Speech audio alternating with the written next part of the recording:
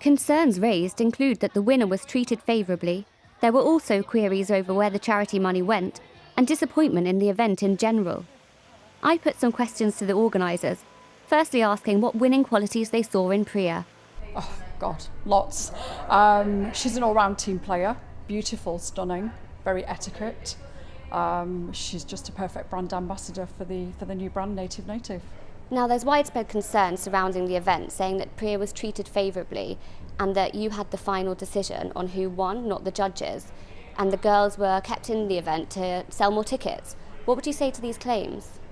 Completely wrong. Firstly, the judges were international judges that are not known to Gibraltar. Myself, yes, I was one of the judges because I represent the brand, so it's important that I did have my say, and I've worked with the girls since March, all of them.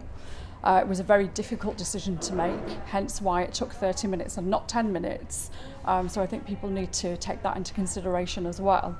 And really, overall, it was an extremely fair decision. And with everything that's happened, it's the best decision. I've also heard from people who attended the event that they're not happy with what they received for their money, for example, citing lack of canapes and inconsistency in the goodie bags. Would you accept that criticism? We did actually speak with Sunborn because we heard little sort of comments around. We've not sort of heard everything in total, but we just heard little bits here and there. And they are quite confident that they served the canapes as they would have done with any event. The difficulty was dealing with the people who chose to jump in early and not allow the canapes to be served where they should have been served. They actually added another 50 or 60 additional canapes to what we had agreed to make sure that even those people who were denied canapes got some. But unfortunately, it was one of those situations that went against what we would certainly stand for and what the Sunborn would do. So it's a case of, people sadly got a little bit selfish, and that kind of brought it down on others. So it's rather unfortunate, but it's not something we could have helped. Exactly. There's been a petition set up with over 100 signatures of people demanding refunds.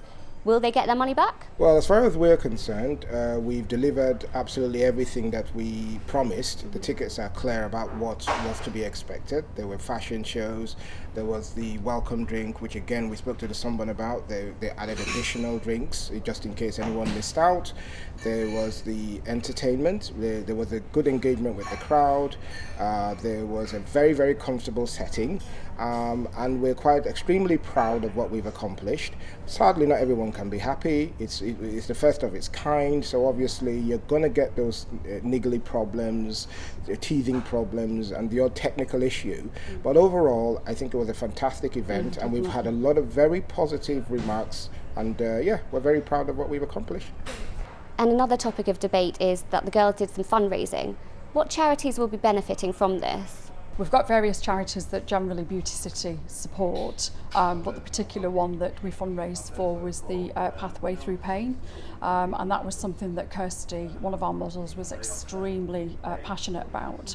There were other charities that we wanted to get involved with, but unfortunately a lot of the shoots took a lot of the time up.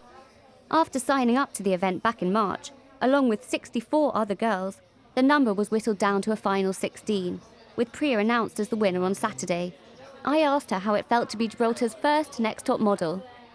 Absolutely amazing. Can't believe I actually won, and yep, here I am. It's been an amazing process. Learned a lot about myself and about other people, and it's just been absolutely brilliant. And yep, here I am as Gibraltar's Next Top Model, first top model.